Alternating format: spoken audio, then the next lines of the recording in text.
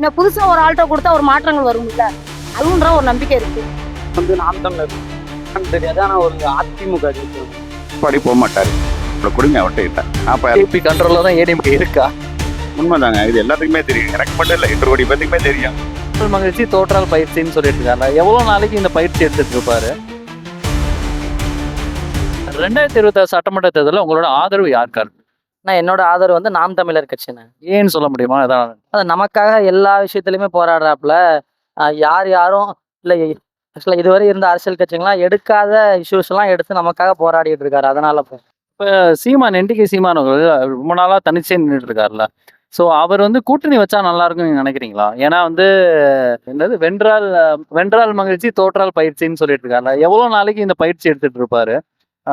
இது கூட்டணி இருந்தா நல்லா இருக்கும்னு நினைக்கிறீங்களா? அவரோட சீட்டு ஜெயிச்சு சட்டமன்றத்துக்குள்ள போனா இன்னும் அவரோட வாய்ஸை இன்னும் நல்லா பண்ண முடியும், ரைஸ் பண்ண முடியுமா? இல்லை, அதான் விஷயம் என்னன்னா மக்கள் தெளிவாக புரிஞ்சுக்கணும். இப்போ வந்து 4 பேர் எலெக்ஷன்ல நிற்கிறாங்க. 4 பேர்ல வந்து உங்களுக்கு இவர் தான் நியாயமா நிற்கிறாரு. அப்புறம் பார்த்தீங்கன்னா உங்களுக்கு ஜென்ரலாக பார்த்தீங்கன்னா யங்ஸ்டர்ஸ் நிறைய பேர் ஓட்டே போடுறது இல்லை. நீங்கள் என்ன மாதிரி நிறைய பேர்ட்ட சும்மா நீங்கள் கேட்டு பார்த்தாலே தெரியும். எனக்குலாம் ஐடியா இல்லை, இன்ட்ரெஸ்ட் இல்லைன்னு சொல்லுவாங்க. நான் வந்து பார்ப்போம் நம்ம அப்புறம் பார்த்தலாம் இப்படி தான் போயிட்டு இருப்பாங்க. ஃபுல்லாக உங்களுக்கு ஆக்சுவலாக உங்க அந்த யங்கர்ஸ் இவங்க இருக்காங்களா 50 வயசுக்கு மேலே 40 வயசு மேலே உள்ளவங்க தான் அந்த டிஎம்கேக்கு ஃபுல்லாக ஓட்டு போட்டுட்டு இருக்காங்க. இவர் என்ன அப்படின்னா உங்களுக்கு ஃபுல்லாக அடிப்படையிலேருந்து மாறணும்னு நினைக்கிறாரு. உங்களுக்கு ஃபுல்லாக காசு கொடுக்காம ஓட்டு போடணும். நம்ம இந்தியாவோட முதுகெலும்பு வந்து விவசாயம். அது மாதிரி எல்லா விஷயத்தையுமே பேசிக்லேருந்து எல்லாமே மாறணும்னு நினைக்கிறாரு. ஃபுல்லாகவே உங்களுக்கு சேஞ்ச் ஆகணும்னா கண்டிப்பாக 4 ஆகதான் செய்யும். என்னுடைய ஆதரவு வந்துட்டு அண்ணாமலை அவர்களுக்கு தான், பிஜேபிக்கு தான் சப்போர்ட் பண்ணுவேன். ஏடிஎம்கே கூட்டணிக்கு இவங்க சப்போர்ட். ஆமா, ஏடிஎம்கே கூட்டணி அண்ணாமலைக்கு தான் ஃபுல் சப்போர்ட்டு. இப்ப இருக்கிற இதுல வந்து என்ன குறைகள் சொல்லமா? இப்ப இருக்க கவர்மெண்ட்ல எதனால நீங்க அண்ணாமலைக்கு, அதாவது ஏடிஎம்கே கூட்டணிக்கு ஆதரவுன்னு சொல்ல முடியுமா? இப்போ வந்துட்டு பார்த்தீங்கன்னா நம்ம ஆல்ரெடி ஏடிஎம்கே ஆட்சியிலையும் நம்ம இருந்திருக்கிறோம், டிஎம்கே ஆட்சியிலையும் இருந்திருக்கிறோம். நமக்கு புதுசாக ஒரு தலைவர், கொஞ்சம் பிரில்லியண்ட்டானவர், கொஞ்சம் அரசியல் தெரிந்தவர் வரணுன்றதான் நம்மளுடைய ஆசை. அதனால அண்ணாமலை, ஏன்னா அவர் எஜுகேஷன்லேருந்து ஐபிஎஸ்லேருந்து வந்திருக்கிறாரு. ஸோ அவர் வந்தால் கொஞ்சம் நல்லா இருக்கும்னு நான் நினைக்கிறேன். ஆனா இப்ப வந்து ஏடிஎம்கே கூட்டணியில வந்து அண்ணாமலை தலைவரே கிடையாதுல்ல. இப்ப நயினார் நாகேந்திரன்கிறவர் தானே இப்ப தலைவரா வந்திருக்காரு. இல்லை, என்னுடைய பர்சனல் ஆதரவு வந்துட்டு அண்ணாமலைன்ற ஒருத்தவருக்காக தான் அந்த பிஜேபி நம்ம லைக் பண்ணுறது. ஏன்னா அவர் தான் வந்துட்டு தமிழ்நாட்டில் வந்துட்டு பிஜேபின்னு ஒன்று இருக்கிறதே வெளியில் கொண்டு வந்தார். கொஞ்சம் பிரில்லியண்ட்டாகவும் இருக்கிறாரு, நல்லா பேசுகிறாரு, செய்கிறாரு. அதனால நான் அண்ணாமலை. இப்போ ஏடிஎம்கே கூட்டணிக்கு தான் உங்க ஆதரவு இருக்க போகுது. ஆமாம் சார். நம்ம ஆதரவு எப்போதுமே தாமரைக்கு தான், பிஜேபிக்கு தான். ஏடிஎம்கே கூட்டணிக்கு ஆதரவு. கூட்டணி ஏதாவது கூட்டணி இருந்தால் கண்டிப்பா ஆதரவு தான். பிஜேபி எங்க இருக்காங்கல்ல கூட்டணி. கூட்டணி உண்டு கண்டிப்பா. சரி, இப்போ வந்து இப்ப இருக்கிற ஆட்சியில என்ன குறைன்னு சொல்ல முடியும்? லைக் எதனால நீங்க ஏடிஎம்கே கூட்டணிக்கு ஆதரவு?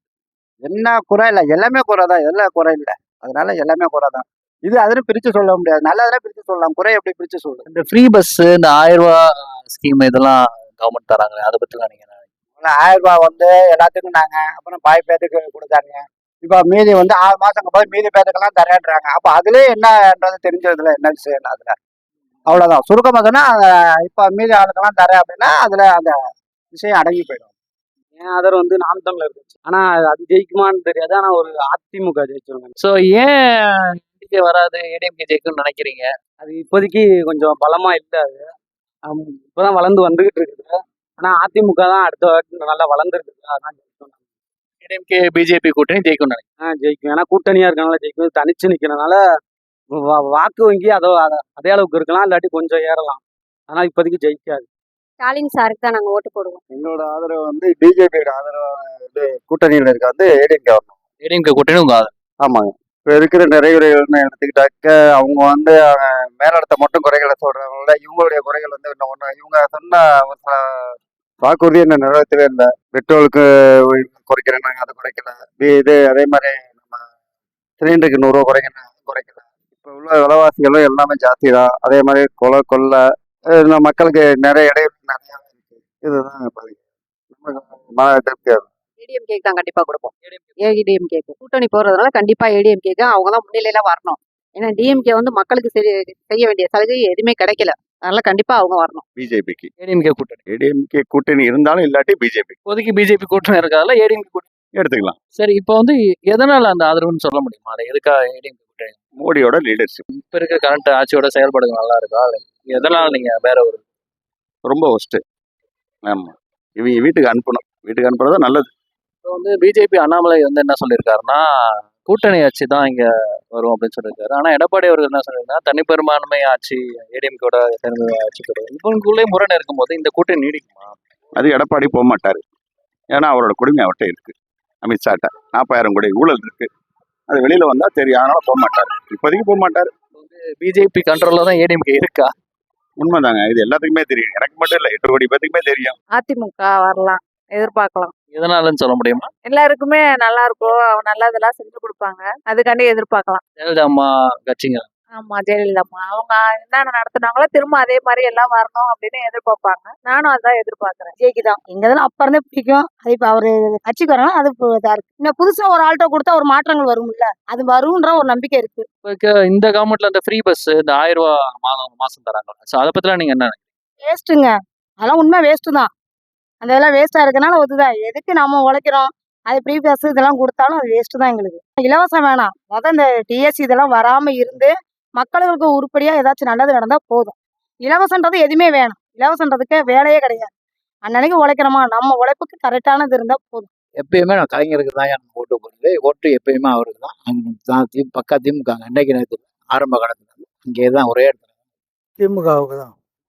எதனாலன்னு சொல்ல முடியுமா? லைக் அப்ப இருந்து அது அப்படிதான், வேற எங்கேயும் மாற்றி போடுறது இல்லை. அந்த 1000 ரூபா உதவித்தொகை, அப்புறம் வந்து ஃப்ரீ பஸ்ஸஸ்லாம் வருது 1000 ரூபா வருது. இதை பத்தி நீங்க என்ன நினைக்கிறீங்க? அது நல்ல ஸ்கீமா? இது வந்து தேவையில்லாத செலவு. அது இல்லாதவங்களுக்கு அது நிறைய யூஸ் ஆகும். 30 வருஷமா ஆட்டோ ஓட்டிக்கிட்டு இருக்கேன். துறையூர் பகுதியில் இருக்கேன். கூட்டணி ஆட்சி தமிழ்நாட்டில் வருங்கிறது என்னோட எண்ணம். 2021 தேர்தலில் அவங்க கொடுத்த 500 வாக்குறுதிகளில் இதுவரைக்கும் அதிகபட்சமாக அவங்க நிறைவேற்றினது எதுவுமே தெரியல. போன ஆட்சியில் மாணவர்களுக்கு லேப்டாப் கொடுத்தாங்க. பெண்களுக்கு வந்து கல்யாணத்துக்காக பணம் கொடுத்தாங்க. 1 பவுன் நகை கொடுத்தாங்க. ஜெயலலிதா பீரியட்லேருந்து அதை பண்ணிக்கிட்டு இருந்தாங்க. இவங்க ஆட்சியில் வந்து அதெல்லாம் கட் பண்ணிட்டாங்க. ரெண்டாவது, அவங்க கொடுத்த வாக்குறுதியில் முக்கியமானது என்னன்னு கேட்டிங்கன்னா, ஆட்சிக்கு வந்தோடனே நீட் எக்ஸாமை நீக்குவோம் அப்படின்னாங்க. கேஸுக்கு 100 ரூபா குறைப்பேன்னாங்க. பெட்ரோல் விலையை குறைப்பேன்னாங்க. டீசல் விலையை குறைப்பேன்னாங்க. எதையுமே செய்யவே இல்லை. அது இல்லாமல் டாஸ்மாக் அந்த கனிமொழி அம்மா இப்போ சொன்னாங்க, நாங்கள் வந்தோடனே முதல் கையெழுத்து டாஸ்மார்க் ஒழிப்பார் முதல்வர் ஸ்டாலின் வந்தோன்னு சொன்னாங்க. ஆனால் அதிகமாகிக்கிட்டு இருக்கே தவிர இப்போ மணமகிழ் மன்றங்கிற மாதிரி நிறைய இடத்துல டாஸ்மார்க் ஓப்பன் பண்ணிட்டு இருக்காங்க. எனக்கு தெரிஞ்சு என்னுடைய வயசுக்கு தகுந்த மாதிரி இன்னைக்கு 15 வயசு பையன்லாம் குடிச்சிட்டு ரோட்டில் தகராறு பண்ணுறான். ஸ்கூலில் வாத்தியாரை போய் பாட்டில் எடுத்து மண்டையை உடைக்கிறதுக்கு இன்னும் ஸ்டூடெண்ட்ஸ் இருக்காங்க. இன்னொரு முக்கியமான விஷயம் என்னன்னு கேட்டிங்கன்னா, தமிழ்நாட்டில் இந்த கஞ்சா போதை வஸ்துலாம் அதிகமான அளவில் போயிடுச்சு. இளைய சமுதாயம் நிறைய சீரடைந்துக்கிட்டு இருக்காங்க. இதுக்கெல்லாம் மாற்று வேணும்னா ஒரு நல்ல ஆட்சி வரணும்.